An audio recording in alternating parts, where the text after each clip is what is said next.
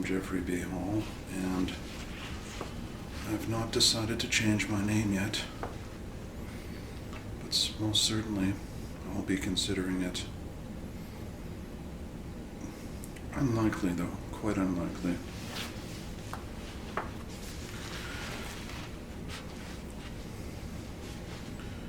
To Die or Weep. Now, the title of this piece is quite foreboding, quite perhaps depressing, but in fact what it is attempting to do is obfuscate the darkness itself and illuminate the lightness, illuminating this which is precisely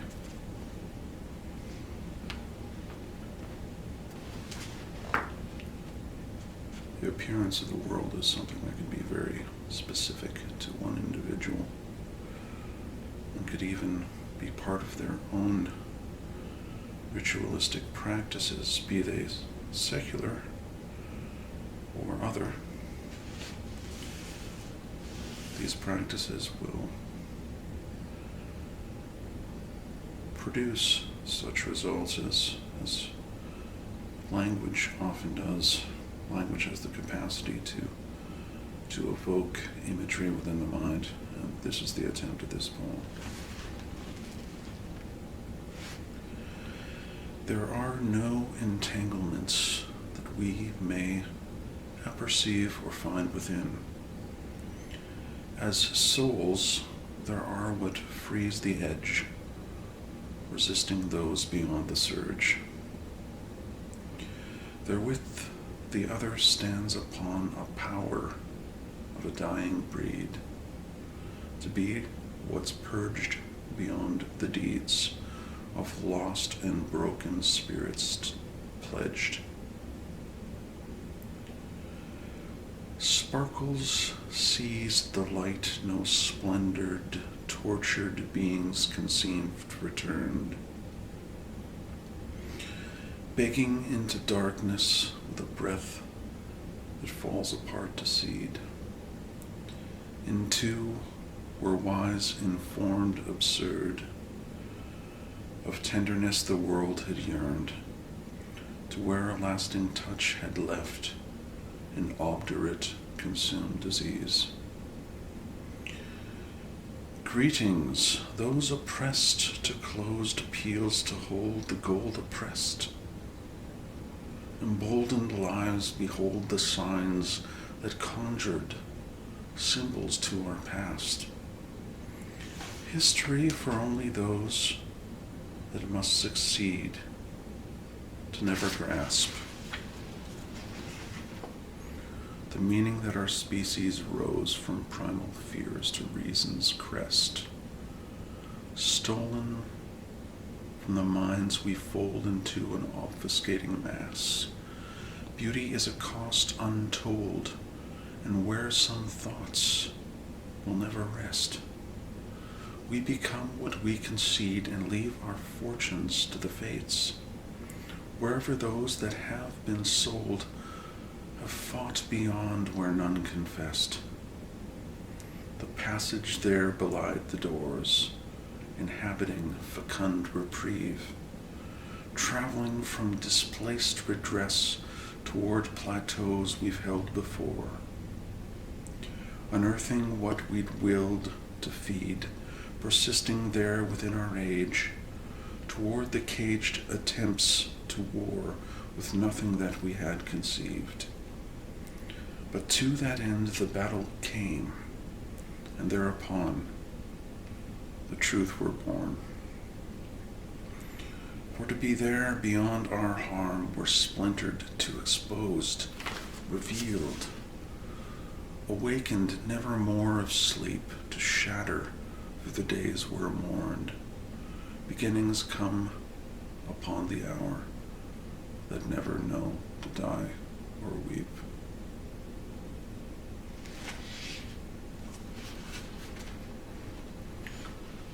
Given that We are now in a situation where I feel that that piece in particular is remarkably revelatory of historical conditions as they manifest themselves globally at different points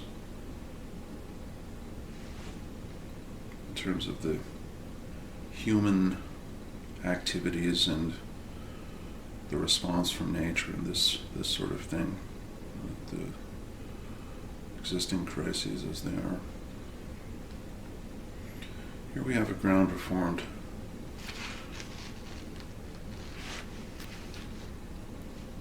So I've jumped from something that is quite visibly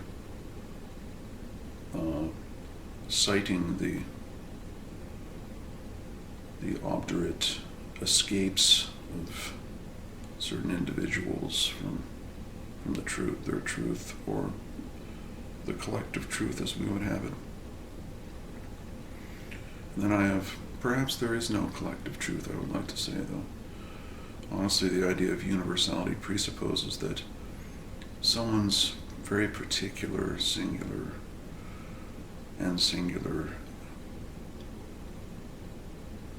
representation to the world is what allows one to get some sense of the way they ground their own objective lives and subjective existence. A ground reformed.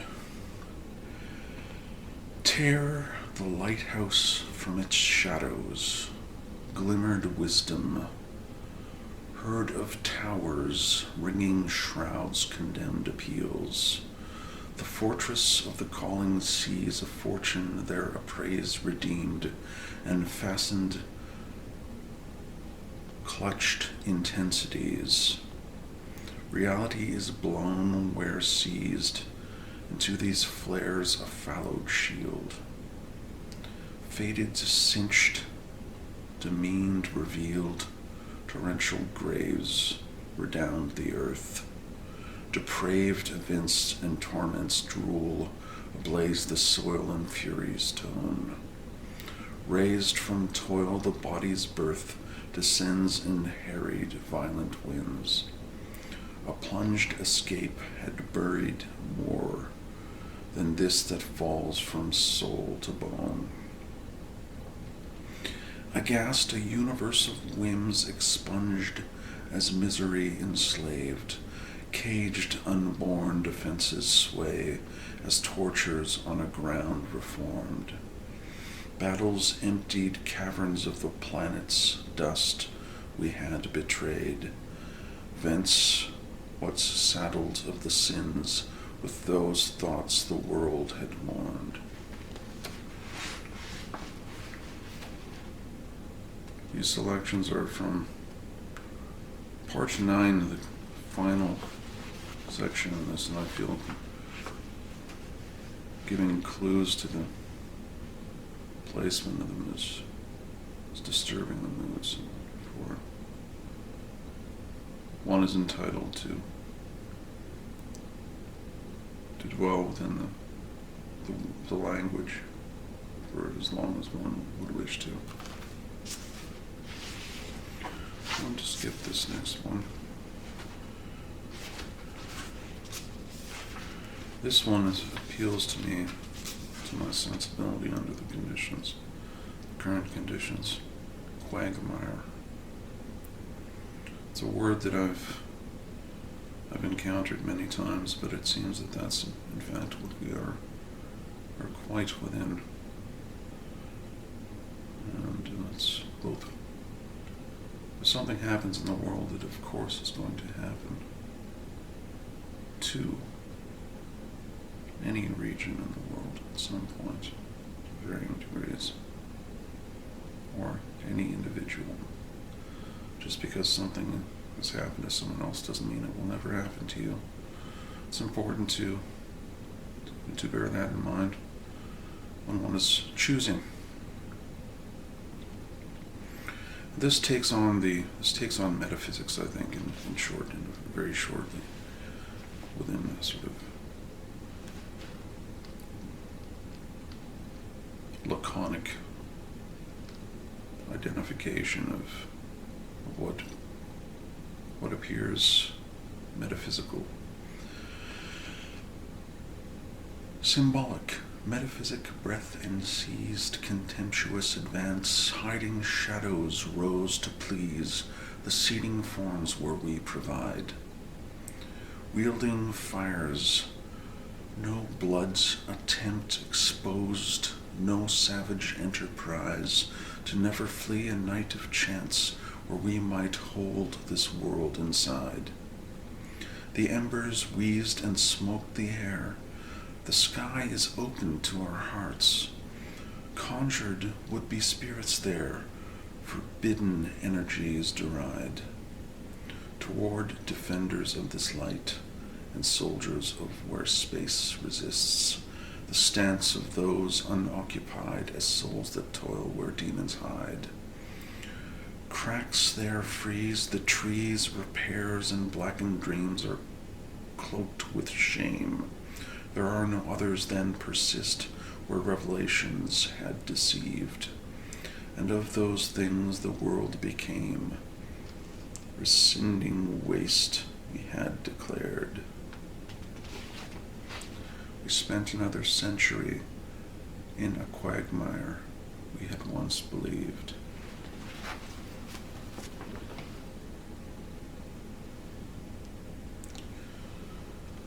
That will be the 3 selections from this piece, Visions This Terrain. And this needs not be anything less than an utterance of the possibility of things happening in time, actually transpiring over a long period of time, for the genesis of something that happens within a century's time is oftentimes foreseen, and the fact that the works in this were perhaps relevant to something revolutionary, politically revolutionary of the last decade, and revolutionary to the last decade in the sense that language takes on, in essence, it takes on the quality of universality. Whichever language someone speaks, whether everyone knows the language or not, the language within the meaning of the words, the etymology of the words, provides one with a sense of universality that can be temporalized. And for this piece, the pieces that I have read you today, this evening, in my study, I would like to believe it is my study. And I hold that, in fact, it is my study. I am not unnerved by the proposition that a proper edificial enterprise would allow us to arrive at a new place. And for this reason, I will read one more piece called Syntheses. And I think I'm starting to get over what ails myself and the world around me.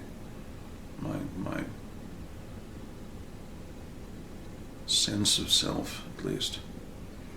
Syntheses, transcending spaces, undulating forward through a glimpse not fading.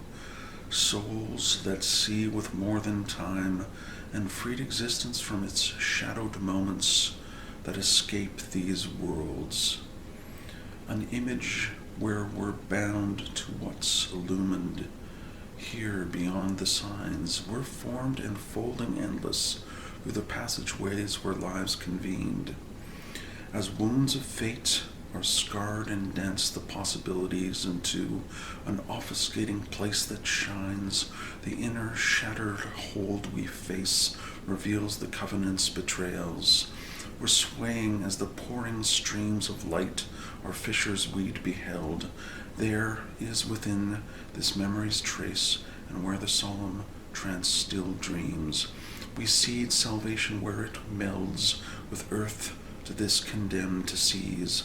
Plateaus from where the species race exposes what the planet shields. Where we are those outside an edge, therewith the ones whom still conceive of this that's led from where the space becomes abstraction from the fields. Horizons where we found a wedge between what's here and what is real.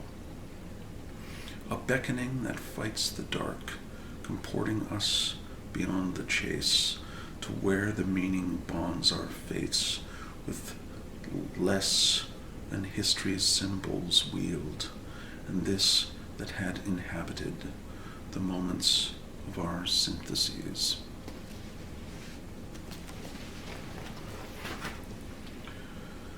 Thank you for participating in the abstract sense of this video. Thanks for watching. Bye for now. Fare thee well on thy journeys and thine journeys toward the outer edges of reality, which I feel now we are perfectly within our personal, private bubbles, expressing ourselves the way that we must. Bye-bye.